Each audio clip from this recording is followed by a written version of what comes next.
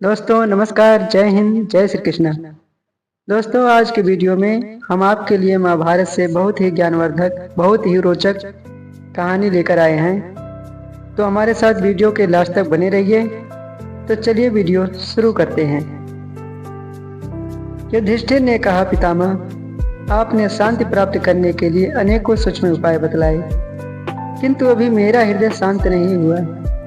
बाणों से भरे हुए आपके शरीर तथा उसके गहरे घावों को देखकर मुझे जरा भी चैन नहीं मिलती। बार बार अपने पापों की ही याद आती है। पर्वत से गिरने वाले झरने की तरह आपके शरीर से रक्त की धारा बह रही है। आप खून से लथपथ हो रहे हैं और अपनी आंखों आपकी यह दुर्दशा देखकर मैं वर्षा काल के कमल की तरह गला जाता हूँ। मेरे ही कारण दूसरे राजा भी अपने पुत्र और बंधु बांधवों सहित मारे गए हैं। इससे बढ़कर दुख की बात और क्या हो सकती है। ओह, मैंने ही आपके जीवन का अंत किया है और मेरे ही द्वारा अन्य शहीदों का भी वध हुआ है। आपको इस दुखमयी अवस्था में जमीन पर पड़े देख मुझे तनिक भी शांति नहीं मिलती। यदि आप मेरा प्रिय करना चाहते हैं तो कुछ ऐसा उपदेश दीजिए जिससे मैं परलोक में इस पाप से छुटकारा पा सकूं। भीष्म जी ने कहा, महाभाग, तुम तो सदा परतंत्र हो, काल, अदृष्ट और ईश्वर के अधीन हो, फिर अपने को शुभाशुभ कर्मों का कारण क्यों मानते हो। वास्तव में आत्मा का कर्तृत्वहीन स्वरूप अत्यंत सूक्ष्म और इंद्रियों की पहुंच के बाहर है। इस विषय में जानकार लोग गौतमी ब्राह्मणी, व्याध, सर्प, मृत्यु और काल के संवाद रूप प्राचीन इतिहास का उदाहरण दिया करते हैं। पूर्व काल में गौतमी नाम वाली एक बूढ़ी ब्राह्मणी थी जो शांत के ध्यान में लगी रहती थी। एक दिन उसने देखा उसके इकलौते बेटे को सांप ने डस लिया और उसकी मृत्यु हो गई। इतने ही में अर्जुनक नाम के एक बहेलिये ने उस सांप को जाल में बांध लिया और अमरसवर्ष उसे गौतमी के पास लाकर कहा, देवी, तुम्हारे पुत्र के प्राण लेने वाला नीच यह सर्प है। इसे जल्दी बताओ, मैं किस तरह इसका वध करूं। इसे जलती हुई आग में झोंक दूं या इसके शरीर के टुकड़े टुकड़े कर डालूं। बालक की हत्या करने वाला यह पापी सर्प अब अधिक काल तक जीवित रहने के योग्य नहीं है। गौतमी ने कहा, अर्जुनक, तू अभी नादान है, इसे छोड़ दे, यह मारने के योग्य नहीं है। होनहार को कोई टाल नहीं सकता।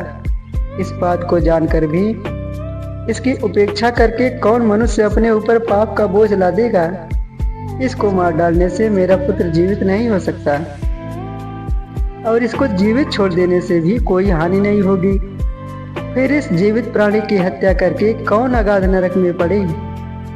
व्याध ने कहा, देवी, मैं जानता हूँ बड़े बूढ़े लोग किसी भी प्राणी को कष्ट में पड़ा देख इसी तरह दुखी हो जाते हैं। ये उपदेश तो स्वस्थ पुरुष के लिए है। मेरा मन खिन्न हो रहा है, अतः मैं इस नीच सर्प को अवश्य मार डालूंगा।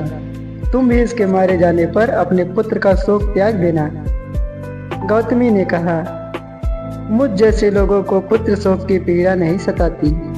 सज्जन पुरुष सदा धर्म में ही लगे रहते हैं। इस बालक की मृत्यु इसी तरह होने वाली थी, इसलिए मैं इस पर सर्प को मारने में असहमत हूँ। तू भी कोमलता का बर्ताव कर और इस सर्प के अपराध को क्षमा करके इसे छोड़ दे। व्याध ने कहा, महाभागे, शत्रु को मारने में ही लाभ है। गौतमी बोली, अर्जुनक, शत्रु को कैद करके उसे मार डालने से क्या लाभ होता है। उसको छुटकारा न देने से किस कामना की सिद्धि हो जाती है। क्या कारण है कि मैं सर्प के अपराध को क्षमा न करूं तथा किस लिए मोक्ष प्राप्ति के प्रयत्न से वंचित रहूं। व्याध ने कहा, गौतमी, इस एक सांप से बहुतेरे मनुष्यों के जीवन की रक्षा करना है, क्योंकि यदि यह जीवित रहा तो बहुतों को काटेगा। अनेकों की जान लेकर एक जीव की रक्षा करना कदापि उचित नहीं है।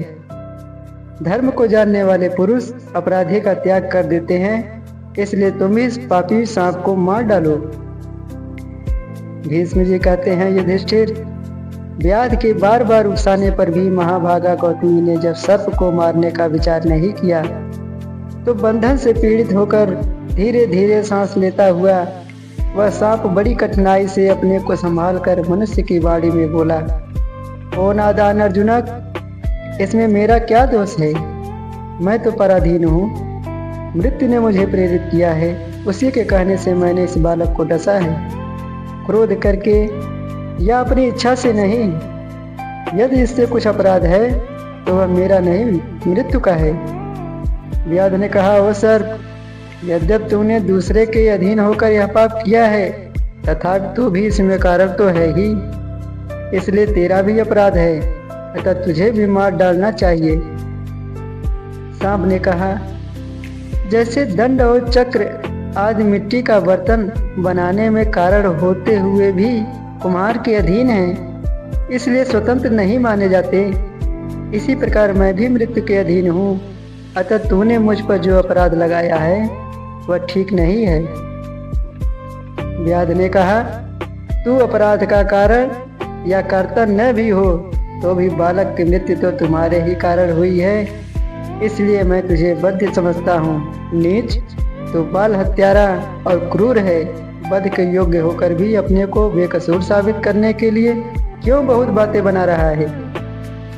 सांप ने कहा, व्याध, जैसे यजमान के यहाँ ऋत्विज लोग अग्नि में आहुति डालते हैं किंतु उसका फल उन्हें नहीं मिलता, इसी प्रकार इस अपराध का दंड मुझे नहीं मिलना चाहिए, क्योंकि वास्तव में मृत्यु ही अपराधी है। भीष्म जी कहते हैं, राजन, मृत्यु की प्रेरणा से बालक को डसने वाला सांप जब इस तरह अपनी सफाई दे रहा था, उसी समय मृत्यु ने आकर इस प्रकार कहना आरंभ किया, सर्प, काल की प्रेरणा से मैंने तुझे प्रेरित किया था, इसलिए इस बालक के विनाश में न तो मैं कारण हूँ और न तू ही है। जैसे हवा बादलों को इधर उधर उड़ा कर ले जाती है, उसी प्रकार मैं भी काल के वश में हूँ। सात्विक, राजस और तामस जितने भी भाव हैं वे सब काल की ही प्रेरणा से प्राणियों को प्राप्त होते हैं। पृथ्वी अथवा स्वर्गलोक में जितने भी स्थावर जंगम पदार्थ हैं सभी काल के अधीन हैं। यह सारा जगत ही काल का अनुसरण करने वाला है। संसार में जितने प्रकार के प्रवृत्त और निवृत्त धर्म तथा उनके फल हैं वे सब काल के ही वश में हैं। इस बात को जानकर भी तू मुझे दोष क्यों दे रहा है? यदि ऐसी स्थिति में भी मुझ पर दोषारोपण हो सकता है तो तू भी निर्दोष नहीं है। सांप ने कहा, मृत्यु, मैं तो तुम्हें न दोषी मानता हूँ न निर्दोष। मेरा कहना इतना ही है कि तूने मुझे बालक को काटने के लिए प्रेरित किया था। इस विषय में बालक का भी दोष है या नहीं, इसकी जांच मुझे नहीं करनी है और जांच करने का मुझे कोई अधिकार भी नहीं है।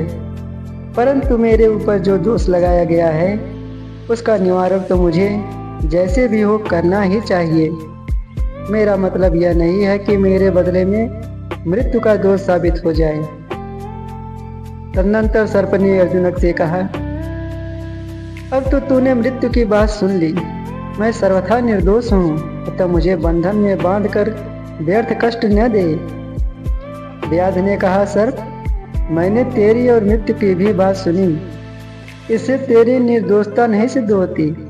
इस बालक के विनाश में तुम दोनों ही कारण हो, अतः मैं दोनों को ही अपराधी मानता हूँ, किसी को भी निरपराध नहीं मानता। सज्जनों, दुख में डालने वाले इस क्रूर एवं दुरात्मा मृत्यु को धिक्कार है।